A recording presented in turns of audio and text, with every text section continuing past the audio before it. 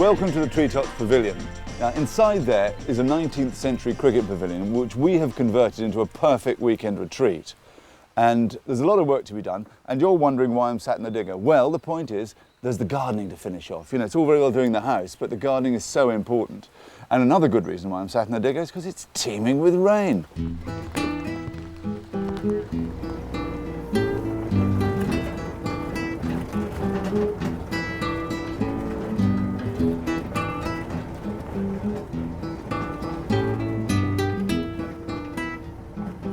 When levelled, I shall be dressing this area with gravel. Oh, which is just arriving now.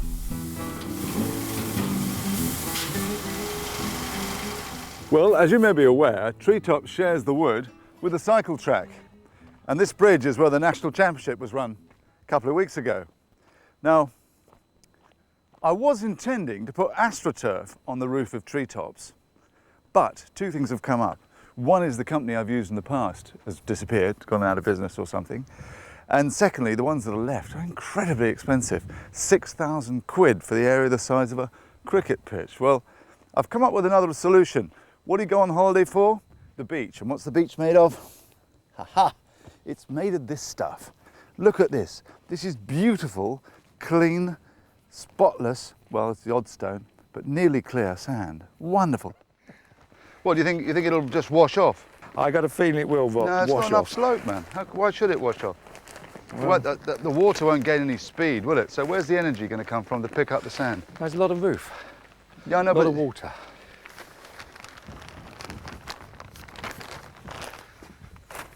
Well, there are people pouring cold water on this idea of sand on the roof.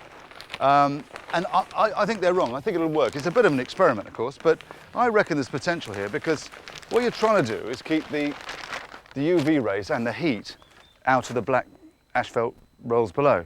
Now, I reckon this will work because it's got quite a thermal capacity, sand. You know, to heat it up takes some time. You know, on the beach when the sand gets really hot on the top, stick your finger an inch or two into it, and it's fine. I think it'll take the heat out of it. The problem I'm going to have is silver birch seeds landing here and growing, so that in the spring, there'll be a little carpet of young trees.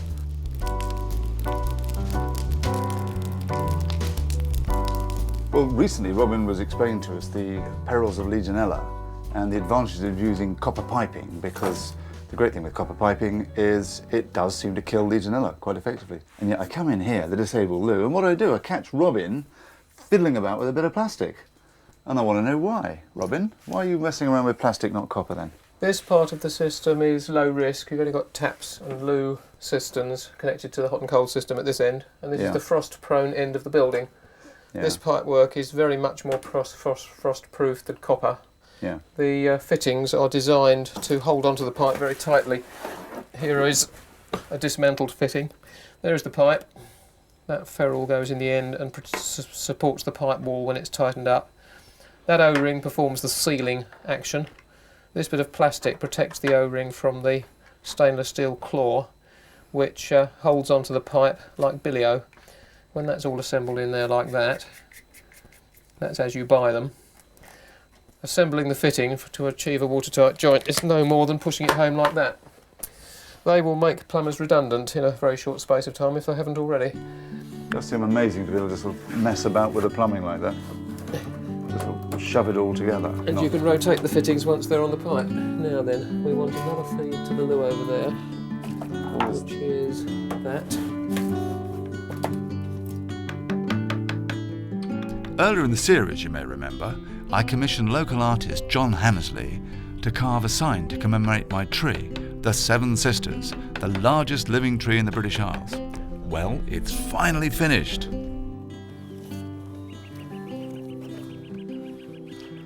This is a bit I haven't tried. Da da da da da da da da da da da. Claire, will you help your dad to take the sign off, the plastic off, please? Get the plastic. Come on, here we go. Big pull. Big pull. Yes! Hooray! Here it comes. Well done, Freya. There we go. Excellent. Good girl. Lovely. Isn't that beautiful? All his own work. John, stand out here and be proud of what you've done, because you deserve to. Look at that, beautiful carving. And frankly, you can hardly tell them apart. The Seven Sisters, I'm sure you can read it, the largest living tree in the British Isles.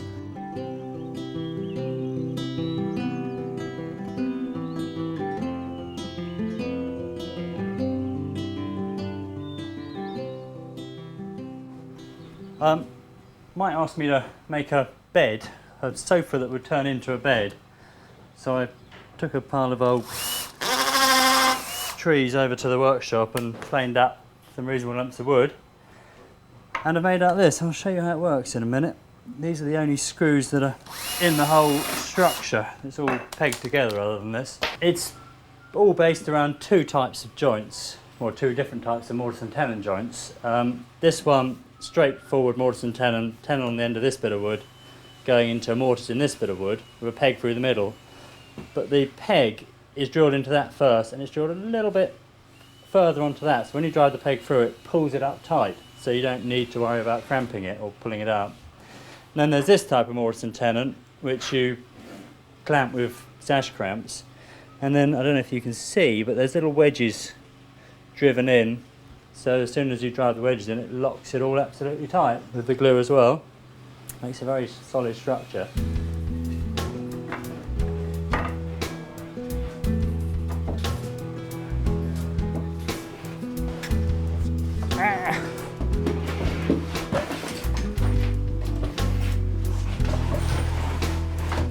Yeah, it works. I'm quite pleased with that. I set myself, it's all right. While Harry is able to perform minor miracles in a day, there are some friends of mine, furniture makers Senior and Carmichael, who have the luxury of a slightly longer time frame. Seasoning the timber is a process vital to their furniture building, as Charlie Carmichael explained to me. But yeah, that's marvellous. So do tell us something. I mean, you've cut them into different sizes. How long do you think they should be stacked for? As a general rule of thumb, a year an inch plus a year is really what you want. As soon as you get into these larger sections, I mean 2.5 inch, 3 inch, you really want to double the time. So, and especially in timber such as oak, that's notoriously liable for cracking if it's cut into thick sections. So you really want to slow it down as much as possible. Right. Come on, Charlie, show us what you've got. Yeah, from outside in stick, it then comes into here for Right. further drying. Well, Charlie, you can see this is you by that beautiful colour. Absolutely stunning. So how long have you had this? Well, this is all ex-1987 hurricane, where the village was pretty much flattened. And it's been drying ever since. Right. And how does this relate to, say, oak? Does yew take longer to dry than other woods? Well, it's a bit curious, yew wood, in the fact that it is actually a softwood, in the fact that it's an evergreen. But actually, the drying is actually very similar to a hardwood. So it's pretty much the same as oak.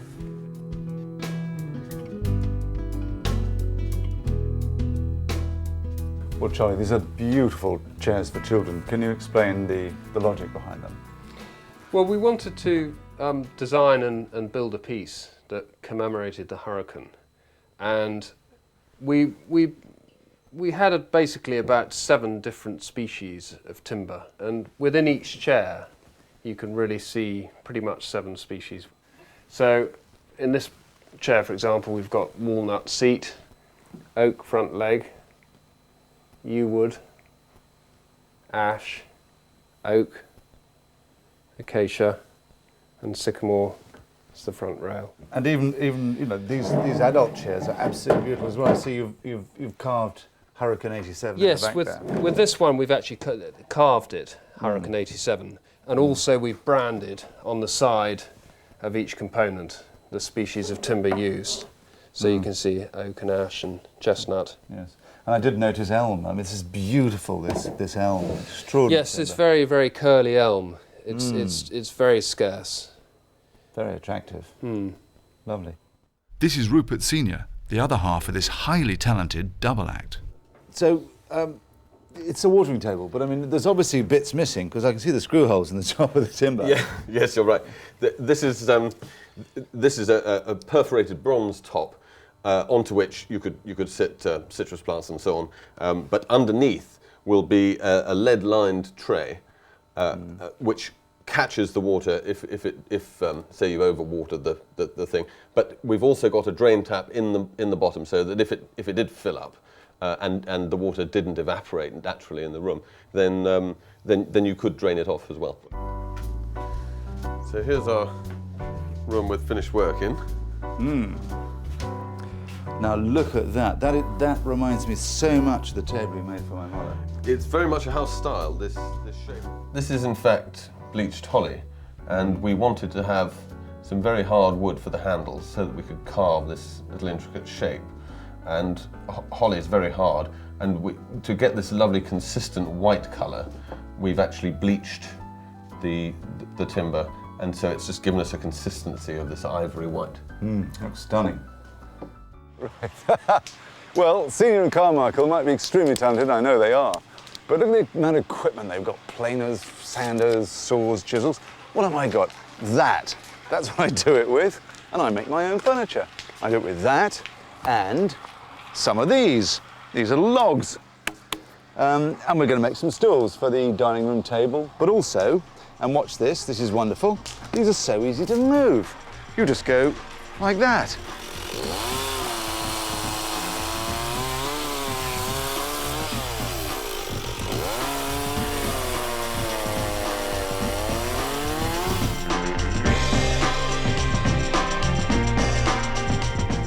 The transformation of our 19th century cricket pavilion into a wonderful weekend retreat is almost complete, but there's still a bit of dressing to do first.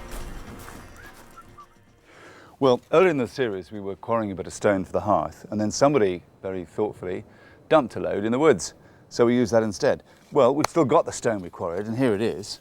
And frankly, I like the stuff, and I don't want to waste it. I hate wasting anything. So this is my opportunity to use it up. Now, if you look here, you'll see that we put a board that's sort of the join between the DPC and this chestnut footplate. And I just think that a bit of stone under there just makes it look altogether a bit more solid, and you know, it's built on rock, and I think that goes rather well. So that's what I'm going to do. I've set my heart on a hammock for the rear veranda, so it's time for a spot of shopping. Now, the last time I looked in that window, it was full of hammocks, I promise you, and now it's someone's living room. Well, this wasn't always a furniture store. In fact, this used to be Tunbridge Wells Congregational Church, and it moved here in 1848. And it didn't actually look like that because this front facade was added 16 years later. Can you see the join? Well, I'll be honest, I can't. The thing was that the previous church, the area had gone down a bit. A pub had opened next door. Oh, heavens, so they moved here. Now, nice site, isn't it? Right in the middle of Tunbridge Wells, opposite the Opera House, all that stuff. What do you think they paid for it? About a quarter of an acre? 150 quid? 250 quid? 348? They were robbed. Robbed!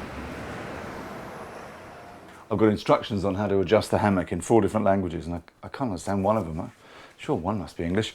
We're beginning to move in. Oh, what fun. And we've even got a Balinese print. Look at that, lovely Balinese print to go up on the wall. I do think the thing has a sort of slightly Balinese feel about it, but anyway. Robin, the hammock. I can't make head or tail of the instructions. Robin's put a rope up here, and we're going to have a go with that. Well, you've got out to get down again. On the deck. This is living. What do you think, guys? Doesn't look too bad. Come on, Will. Come on. In. Well, we're almost there. It's very exciting. It seems like it's taken a lifetime, but in fact it's only a few months. Outside's pretty close. The front door needs some work. I'm going to paint that green, not pinky red, but you know, it's a small detail. The inside, well, there's still a bit more work to do. The curtains aren't fully there, and there's a soft furnishing thing to finish off generally. But this backside is looking fantastic. Sorry, did I say the backside?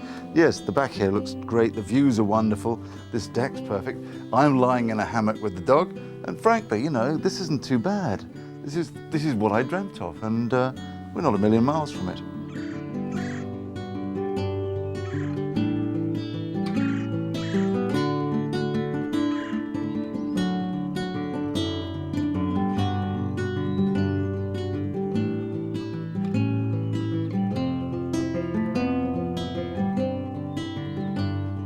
In the early part of the series, I did mention I was doing this for myself and my mates.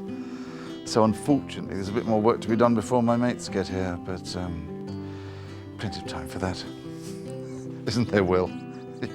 Poor dog suffers.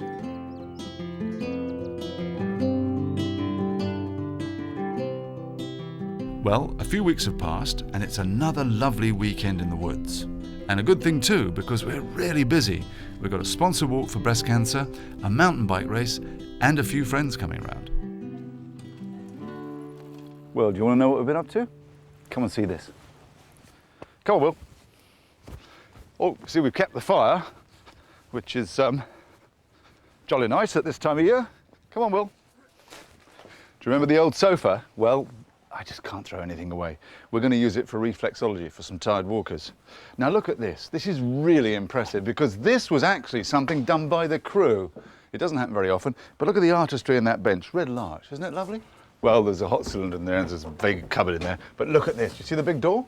This is because this is the wheelchair accessible loo and shower. You may have noticed a slight change. We've got nice non-slip tiles on the floor. We've got all the right hand grips and all that stuff. And thermostatically controlled showers, because that's required for wheelchair access loos. And tap over here.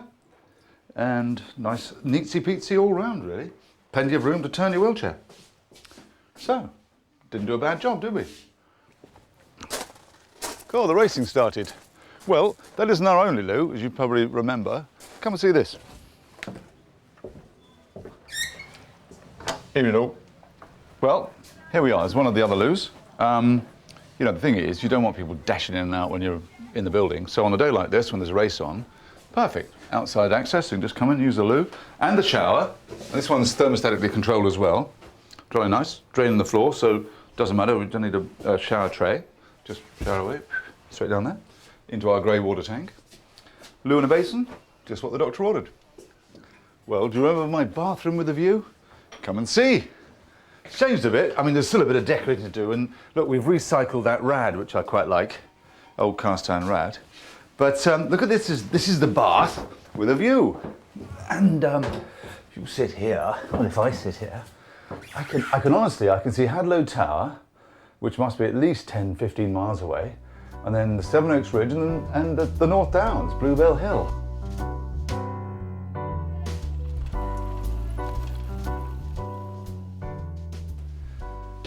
Well, here we are in the dining room. Don't know if you remember this room. These are the seats we cut, and I think they work out just about right. A little bit rocky, but we'll work on that. It's getting colder this time of year, so the stove will come in handy. You can cook a bowl of soup on there if you want to, leave it during the day and come back in the evening. It's nice and toasty and warm. All in all, done very well. My daughter's a photographer and just flown in from New York with these lovely prints for me, which we put up on the walls, which is jolly nice. Terribly proud old dad. Lovely bright room, can't wait to be enjoying it, especially in the autumn when the evenings start drawing in. You've got the stove going, a few chestnuts on top of there. Oh look, there is one. That's handy. Come and see this. Well, you're not viewing in Nosorama, but I can tell you that it smells beautiful in here. It smells of coffee. And this is the kitchen we built. Do you remember those old benches we got from the local pub? And we've turned them into the kitchen. We're still waiting for the extractor. We had a lot of trouble getting an extractor because of the 12 volt to 40 volt business. And we got one and it didn't quite fit, but we're going to modify it. It'll work. And the gas is on. You see we're running heating on gas. Oven's in. So all in all, it's worked out really well. It's small, but it's got everything we need. Well, I have to admit, this is my favourite room. And it's a beautiful spot. Lovely bed here. This is the bed that Harry made up. And the bottom bit slides out and this folds down. It does make a full double bed, as if I need a double bed. But it also makes a lovely, gentle, soft, comfortable sofa. A little bit on the large side, but who isn't? So I'm very happy with that. And the views are fantastic. And it's a beautiful room. I really, I can't fault it. Well, having said I can't fault it, there is one small bone of contention, which is over here. And that's this stove. This actually is the agent provocateur of the whole series because this is the stove that set the roof on fire. Now, a lot of people don't like it because it's all rusty and, sort of disappearing. It's not bright and polished and so on. I don't mind that. I like the way it's sort of returning to nature, as it were. The chest was a present from my mum, so I'm really rather pleased to have it in here. It's surprising how big the room is now. You know how small it was before? It really did seem cramped, and now it seems much more spacious. Look at this, and I'm a big bloke, So there we are. I think it looks pretty good. It's taken a lot of hard work from a lot of very talented people to get this far, but I think it's worth it. Right side, well, you've seen Treetops. Burnt roof. Yep. No eaves. rotting veranda.